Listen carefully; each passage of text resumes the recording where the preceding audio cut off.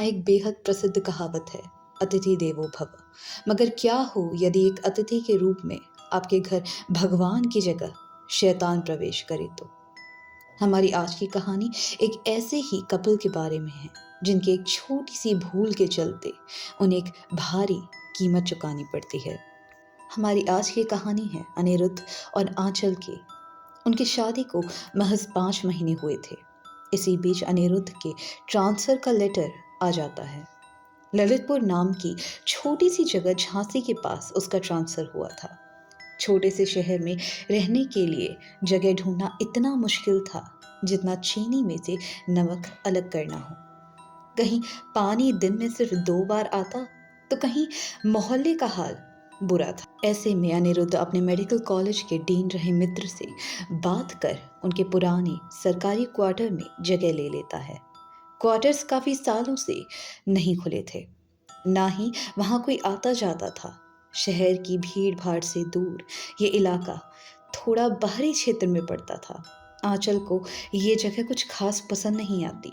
गाजियाबाद जैसे शहर में पली बड़ी आंचल को इतने छोटे शहर में एडजस्ट करने में काफ़ी प्रॉब्लम्स आती हैं। मगर उससे भी ज़्यादा डरावना एक्सपीरियंस था क्वार्टर्स में सारा दिन अकेले बिताना। शहर से इतना दूर, ना उसके पास कोई दोस्त थे और ना ही बात करने के लिए कोई साथी। जो सहारा था सिर्फ अनिरुद्ध था। मगर आंचल को हमेशा खौफ सताता कि यदि अनिरुद्ध को काम से फील्ड ट्रिप पर बाहर जाना पड़ा तो ऐसे में इस जगह अकेले वो रात कैसे गुजारेगी। दिन तो काटना इतना मुश्किल है, ऐसे में अंधेरे में अकेले रहना उसे बिल्कुल पसंद नहीं आता। साथ ही बिजली की समस्या के कारण यदि इलेक्ट्रिसिटी एक दिन से ज़्यादा गायब रही तो इन्वर्टर भी ऐसे में काम नहीं करेगा। आंचल ऐसे माहौल में अकेला रहना नहीं चाहती थी। मगर एक दिन आखिरकार उसका ये बुरा सपना सच हो ही जाता है। अनिरुद्ध को शिफ्टिंग के फौरन 1 महीने बाद ऑफिस से लेटर आता है। काम के सिलसिले में उसे कुछ दिन बाहर जाना था। जाने से पहले अनिरुद्ध आंचल को अपने दोस्त का नंबर देकर जाता है कि यदि कोई भी प्रॉब्लम आए तो वो उसके दोस्त को फौरन कॉल करके बुला सकती है। अनिरुद्ध के ट्रिप पर जाते ही आंचल खुद को काफ़ी अकेला महसूस करने लगती है। ऐसे में वो रोज़ क्वार्टर्स के पीछे बने छोटे से बागीचे में टहलने और वक्त बिताने निकल पड़ती थी। ऐसे में ही एक दिन उसे बागीचे में एक छोटा बच्चा खेलता दिखाई देता है। एक मासूम से बच्चे को अकेले खेलता देख आंचल खुद को उसके पास जाने से रोक नहीं पाती। गोल मटोल मुंह के साथ अपने छोटे छोटे हाथों में बॉल लिए वो अकेला घास के बीच खेल रहा था। यह देख आंचल उसके पास आ जाती है। उसके घर और माता पिता के बारे में पूछती है। पूछने पर आंचल को पता चलता है कि पास ही में एक और घर भी है जहाँ एक छोटा सा परिवार रहता है। आंचल उससे काफ़ी देरी बातें करती है। साथ ही बॉल के साथ दोनों खूब खेलते हैं। इस सब के बीच आंचल को पता चलता है कि बच्चे का नाम यश है और वो रोज बागीचे में खेलने आता है। आंचल की खुशी का तो जैसे कोई ठिकाना ही न था। आखिर समय गुजारने के लिए उसे एक साथी मिल ही जाता है। मगर उसे क्या पता था कि यह खुशी एक दिन उसके लिए एक बुरे सपने का रूप ले सकती है। शुरू शुरू में सब कुछ बेहद अच्छा चल रहा था। धीमे धीमे आंचल की अनिरुद्ध के प्रति डिपेंडेंसी भी कम होने लगी थी। वो रोज शाम आने का इंतजार करती और समय होते ही बागीचे में जा यश के साथ खूब खेलती। ऐसे में ही एक दिन यश को खेलने के बाद बड़ी जोरों से भूख लगती है तो वो आंचल से उसके घर जा कुछ पकाने के लिए बोलता है। आंचल को डर था कि अगर यश के पेरेंट्स को यश यहाँ ना मिला तो वे कहीं घबरा ना जाएं। मगर यश के बहुत जिद करने पर वो उसे अपने घर ले जाने के लिए मान जाती है। घर के भीतर आंचल टीवी पर कार्टून लगा यश को वहीं बैठा छोड़ सैंडविचेस बनाने चली जाती है। मगर हैरानी की बात यह थी कि वो जैसे ही किचन से सैंडविचेस बना यश के पास आती है तो सोफे से यश गायब था। आंचल उसे कई पुकार लगाती है, हर जगह ढूंढती है, मगर यश उसे कहीं नजर नहीं आता। कुछ देर यश को ढूंढने के बाद वो वापस घर आ जाती है। आंचल जैसे तैसे अपने दिल को यह कहकर तसल्ली देती है कि शायद यश अपने घर जा चुका है। रात को अपना काम खत्म कर आंचल सोने जा रही थी कि उसे अपने कमरे के बाहर हॉल से किसी बच्चे की खिलखिलाने की आवाज़ें सुनाई देती हैं। पहले तो आंचल इस आवाज़ को सुन घबरा जाती है, मगर फिर उसे संदेह होता है कि कहीं ये यश तो नहीं।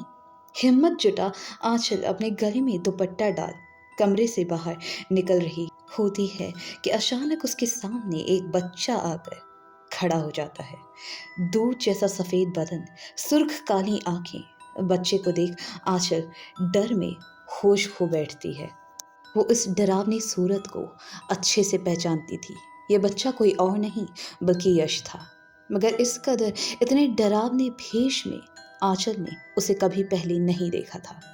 आंचल खुद को संभालते हुए एक सहमी आवाज में यश का नाम लेती है, मगर बदले में उसे बस किसी बड़े आदमी की हंसने की आवाज सुनाई देती है, जो कि यश के मुंह से आ रही थी। आंचल डर के मारे भागकर बाथरूम में छिप दरवाजा अंदर से बंद कर लेती है और फौरन फर्श पर बैठे अपने कान बंद कर इन सब चीज़ों की रुकने की प्रार्थना करती है।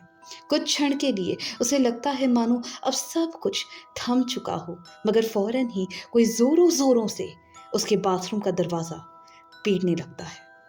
बाहर से लगातार एक आदमी की आवाजें सुनाई दे रही थी। कभी वो हंसता तो कभी जोरों जोरों से चिंघाड़ कर रोने लगता। आंचल की सारी रात यूं ही बाथरूम के फर्श पर बैठे डरते हुए गुजर जाती है। सुबह जब आंख खुलती है तो वो किसी के चिल्लाने की आवाज सुनती है। कोई घबराए हुए स्वर में उसे लगातार पुकारे जा रहा था। ये आवाज थी अनिरुद्ध की। आंचल फौरन बाथरूम से निकल उसके गले से लिपट कर रोने लगती है।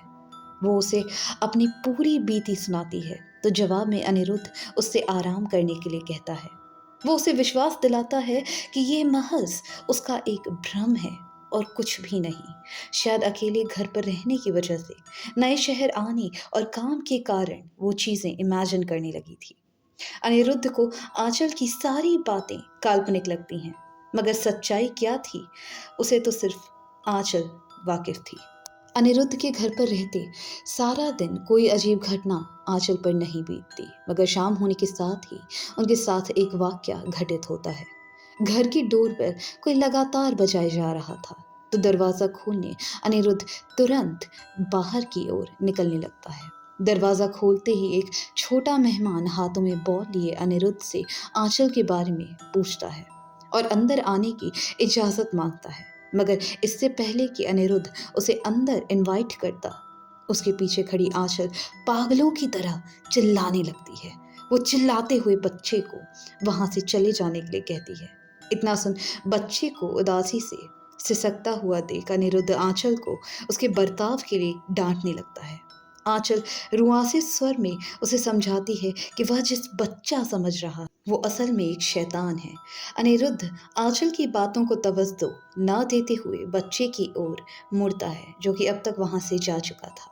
अनिरुद्ध आंचल को वहीं जमीन पर अकेला रोता पड़ा छोड़ अंदर गुस्से से चला जाता है।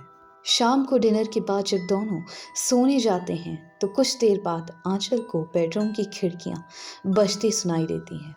हैरानी की बात थी कि इतने शोर के बावजूद अनिरुद्ध आराम से सो रहा था। आंचल आंखें खोल जैसे ही देखती है तो डर के मारे उसका पूरा बदन ठंडा पड़ जाता है। उसका शरीर पूरी तरह जकड़ चुका था। सदमे में आई आंचल के ना हाथ पैर काम कर रहे थे और ना ही आवाज कंठ से निकल पा रही थी। खिड़की के बाहर यश खड़ा हुआ था।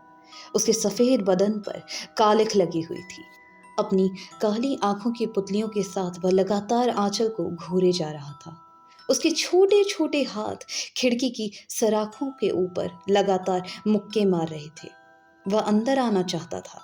सुबह होते जब अनिरुद्ध की नींद खुलती है तो वह बेड के नीचे कान बंद कर डरी हुई आंचल को फुसफुसाते हुए देखता है। वह लगातार धीमी आवाज में किसी को चले जाने के लिए कह रही थी। अनिरुद्ध उसे सदमे से निकालने के लिए थोड़ा झकझोरता है तो होश में आते ही आंचल के आंसू निकलने लगते हैं। आंचल रोते हुए उसे अपने घर जाने के लिए कहती है। आंचल की यह हालत देख अनिरुद्ध उसे ट्रेन से गाजियाबाद के लिए छोड़ने चला जाता है। दिन ढलने के बाद जब अनिरुद्ध शाम को ऑफिस से वापस आता है तो उसके पैर से किसी बच्चे की बॉल टकरा जाती है। अनिरुद्ध बॉल को उठा जैसे ही पीछे मुड़ता है तो उसे अपने सामने एक बच्चा दिखाई देता है। बच्चा अपना नाम यश बताता है और आंचल के बारे में पूछने लगता है। आंचल के जाने की खबर सुन उसके चेहरे पर उदासी छा जाती है। वह धीमी प्यार भरी आवाज में अनिरुद्ध से अंदर आकर पानी देने के लिए पूछता है, तो अनिरुद्ध उसे भी घर के अंदर ले आता है। जैसे ही किचन से पानी लिए अनिरुद्ध बाहर आता है, यश वहां से गायब हो चुका था। तो ये थी हमारी आज की कहानी। मिलते हैं एक नई कहानी के साथ। तब तक के लिए अपना ध्यान रखिएगा। कहानी पसंद आई हो तो प्लीज़ सब्सक्राइब करना मत भूलिएगा और अपना ध्यान रखिएगा। Bye bye.